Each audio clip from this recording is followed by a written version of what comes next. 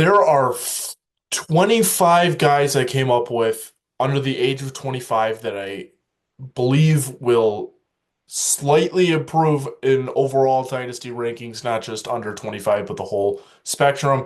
But these specific 25 guys under 25, I think are going to at least hold their value or increase in value over the coming year.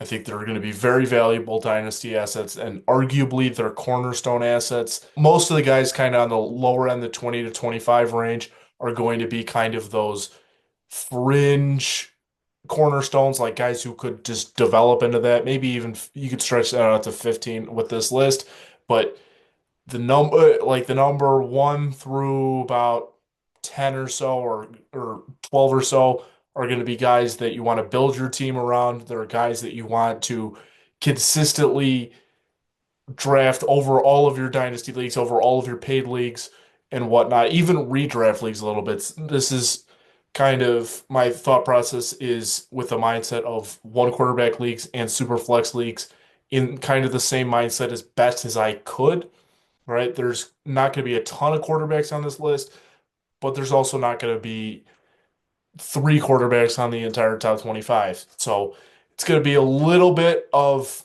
back and forth. Like, is this a good opportunity for this player? Did he put up good numbers last year? Could he possibly repeat those numbers? Could he improve off of those numbers? Does the coaching staff around him give him an opportunity to improve, to perform at a what we need to be a cornerstone level? What I like to consider cornerstone level for quarterbacks is kind of anywhere 1 to 5 in terms of a guy you can build your team around. Running back, where you kind of just want your running back one to be in that top four, honestly. If you finish in that top four consistently, you're winning your league, probably, especially if you have another back who's in that top like 12 to 15, on the lower end 15, like you could get to the championship game, but you might have a tough time winning it. Or maybe the guy's popping off or whatnot late in the season, like a Chase Brown or something like that last year.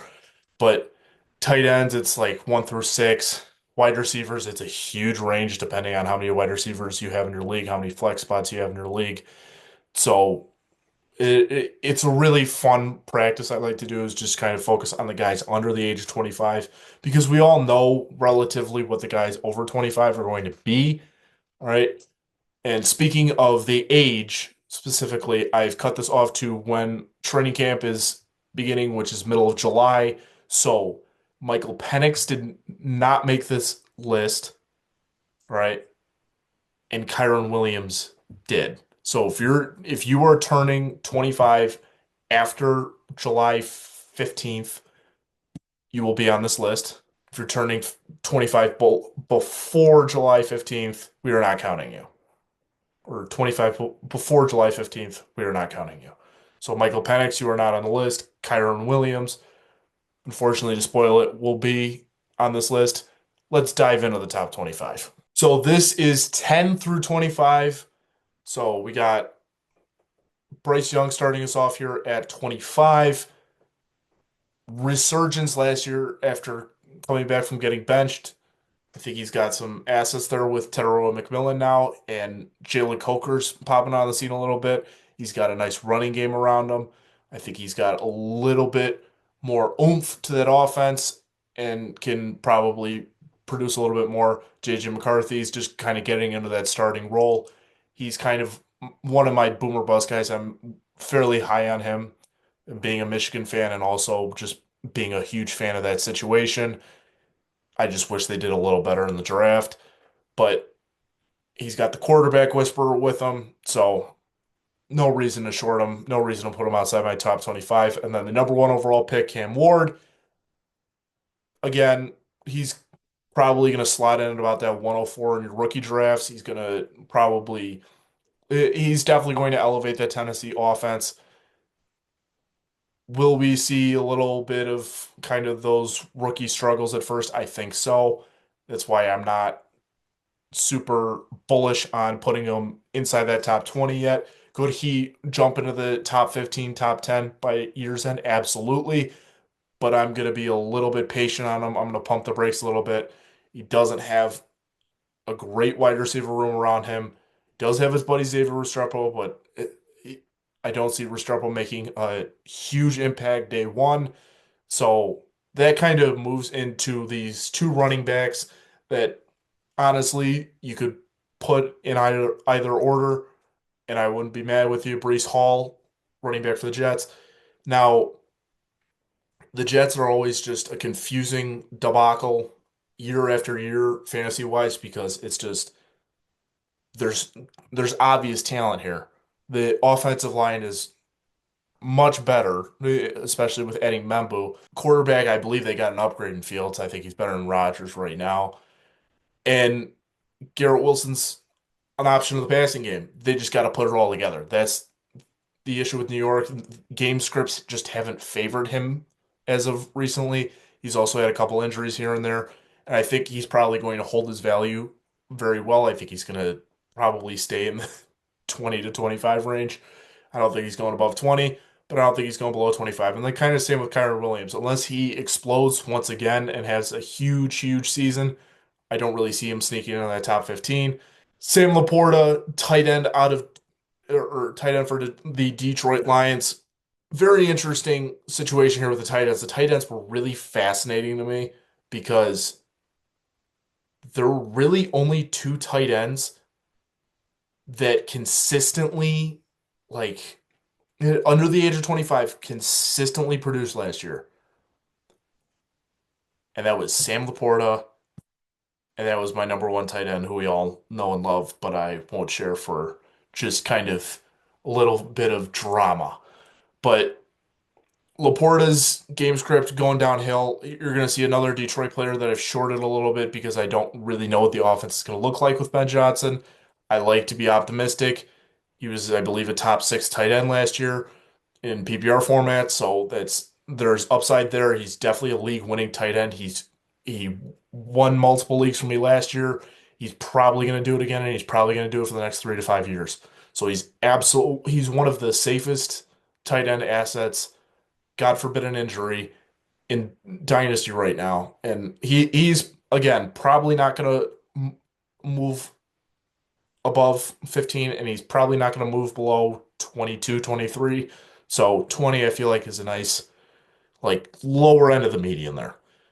19, Tyrone McMillan, wide receiver for Carolina. I gotta stop getting into the habit of saying out of Carolina when it's their professional team. It's just gonna be happenstance. It's just gonna happen. Um, but Tyrone McMillan, wide receiver, kind of falls in that 103, 104-ish range in rookie draft, 105, along with Cam Ward. It's a very difficult discussion between McMillan and Ward at that 105 there, kind of navigating that offense a little bit. He's got the size, he's got the hands, he's got the feel for zone coverage, but the vertical routes, again, if you saw my wide receiver video, I was kind of concerned by that. So, again, that's kind of why I don't have him as high. 18, Garrett Wilson. Again, the Jets offense. What are we getting out of them? It's kind of the same thing with Breece Hall. I think he's going to be favored by having a Ohio State teammate as his quarterback and a guy who kind of favors the short passing game. Omarion Hampton, running back for the Chargers, first round pick last year, I think was a pretty solid pick. He's going to fit right in with that offense. I wish they improved a little bit more on the offensive line, but that's okay. Justin Herbert finally is a running back that can kind of take some of the load off of him, especially in crunch time. So game scripts are going to favor Hampton, and I think he's probably going to be a force to be reckoned with in that division. I think Kansas City's going to have to spend a lot of time game planning for my 17th best player under 25 and my 14th best player under the age of 25. Just going to have an absolute handful. And then this 14 through 16 range, and by the way, Hampton is firmly in that 102, 103 discussion. You could take Hunter, you could take Hampton. I wouldn't have a problem with it. Now, these three receivers here, kind of do what you will with where you want to put them. You can put Njigba at 14. You can put McConkey at 15. Whatever you kind of want to do. They all have kind of flaws and positives to their game. Jackson Smith and Jigba kind of has Cup in front of them. As Darnold, we're not sure exactly how Darnold's going to perform after imploding in his last two games with Minnesota. Harrison struggled last year. I'm expecting a breakout for him.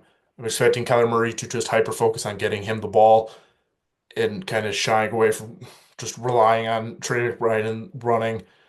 We saw what flashes Harrison had last year, and we saw kind of what that Arizona offense looked like when they utilized him properly. And then Lad McConkey is one of my favorite guys to talk about. He is such a safe asset. You could draft him at the 1-2 turn, and I wouldn't hate you for it.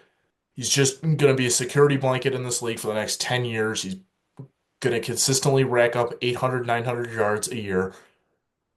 He's a great man beater. What Lad McConkey is going to be limited by is going to be that vertical route running ability. I'm not 100% confident he can win on the boundary. We will have to see. I'm very happy with him kind of navigating that slot a little bit, and Trey Harris will kind of take some of the load off of him. So, moving into the top 13-ish, CJ Stroud, again, had a sophomore slump. You would crack the top 10 if it wasn't for that. Now, Houston, again, made the playoffs. Again, Stroud didn't have that great of a year, but he's got some improvements on that offensive line. He's got he's still got the positive game script when his team is on defense. He doesn't have to be the guy like he doesn't have to be the number one guy closing out games for his team. Guys on his defense can do that. We saw Stingley do it last year. We saw Anderson do it. We saw Hunter do it. And we even saw Mixon do it a little bit last year. He's also got a couple guys kind of coming back from injury, but he's got some other guys he picked up with Jalen Nolan, Jaden Higgins. So Houston is doing everything they can to avoid an even bigger regression from Stroud. I don't think that's going to happen. I think he's going to probably improve a little bit from his second year, maybe not to his first year standards, but definitely to at least probably 15-20% above what he did last season, which will firmly put him inside this top 15-ish. Drake London, wide receiver out of Atlanta, he's going to continue to be Michael Penix's go-to guy. They're going to start working away from Kyle Pitts. They're going to focus on throwing the 6'4" Drake London on the boundary, and he's going to keep winning against man and press, and he's going to keep winning jump ball situations. Moving into my wide receiver one of the 2025 NFL draft, that was Travis Hunter. I think he's going to play majority wide receiver in this league. He could play a little bit of defensive back if you're running some packages on defense as well with Hunter in there. Jacksonville could utilize Hunter as a number two corner alongside Tyson Campbell. He could also utilize Hunter kind of either as a boundary or as a slot. You can win on every single route. And that moves into the number one overall pick from last year's draft, Caleb Williams. I like all the weapons he has around him. I wish he had a better offensive line. If he had a better offensive line, he would probably crack this top seven. If the Bears made the even better line improvements, I don't think Dahlman's much of an improvement. I don't think Jonah Jackson's much of an improvement. Joe Tooney's iffy. I have no idea what to think of the Joe Tooney acquisition.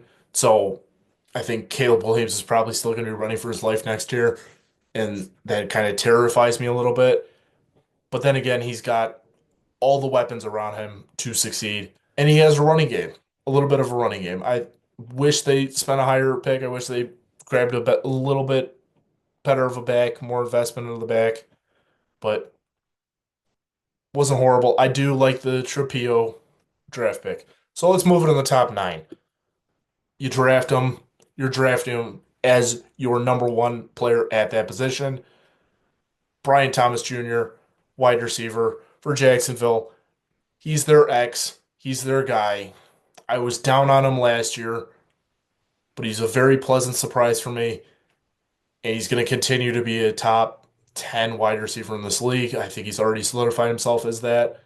Again, Puka Nacua, even with Devontae Adams entering the building, I don't think that's going to take away from his target share at all. Yes, Matthew Stafford's getting older, but I don't think Nacua is going to fall off a cliff at all. And then Drake Maye, the offseason darling for pretty much everybody I've heard from analyst wise.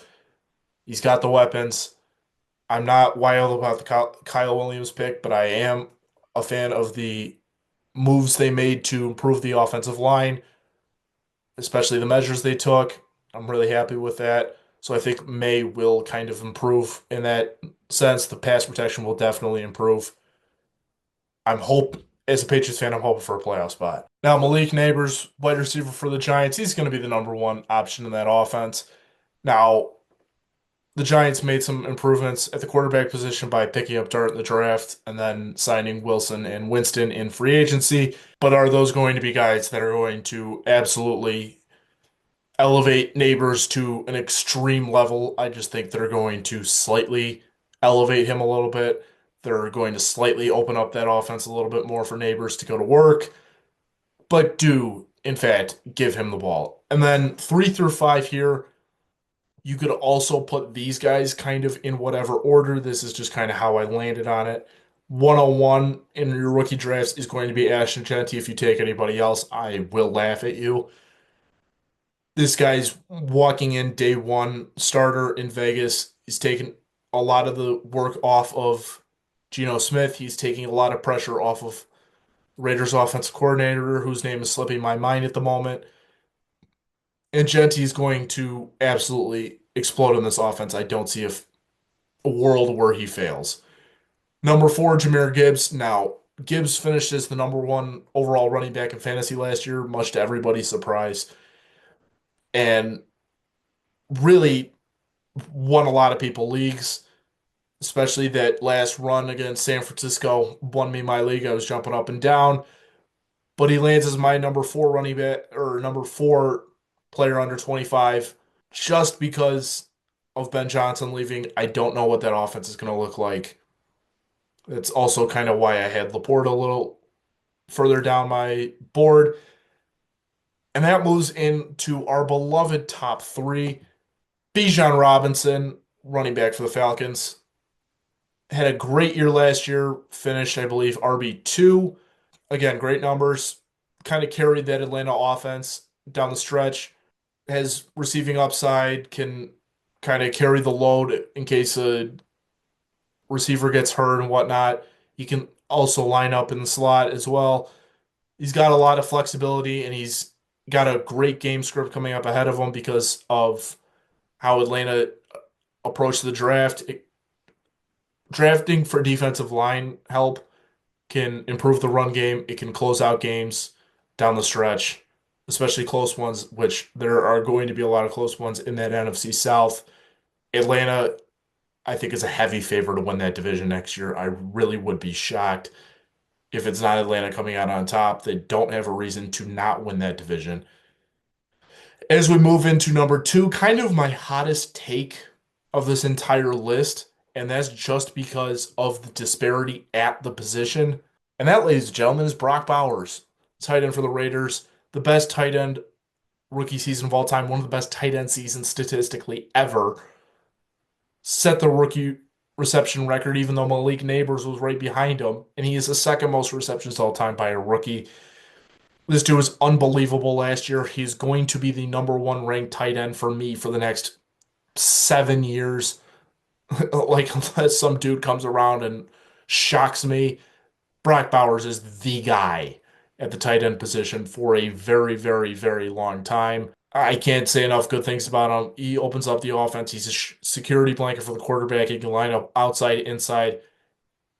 The only problem is he doesn't block super well. But guess what? That's not relevant for fantasy, so we don't care about his blocking. Brock Bowers is that guy. I've been watching this guy since his freshman year at Georgia. He's been absolutely dominant since then in college, and he's dominant now, and he's going to have an even more dominant year next year. As we move into the number 1 spot, we probably all know who it was walking into the video, but it's Jaden Daniels, quarterback for the Commanders. Guy led the Commanders to a NFC Championship game last year, has passing and rushing upside. He should be the number one pick in your startup drafts, period. End of discussion. You shouldn't be considering anybody else. I don't care if you're considering Lamar. I don't care if you're considering Josh Allen.